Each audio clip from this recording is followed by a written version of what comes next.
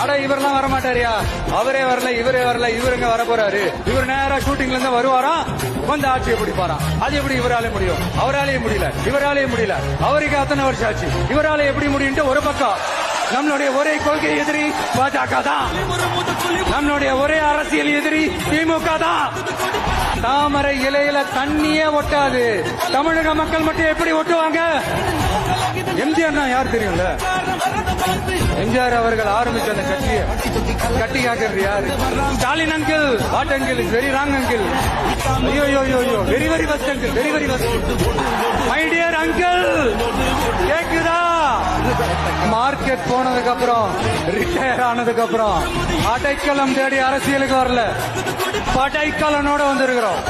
எவ்வளவு பசியில் இருந்தாலும் உயிர் இல்லாததை, கெட்டு போனதை தொட்டு கூட பார்க்காது. Download ShareChat.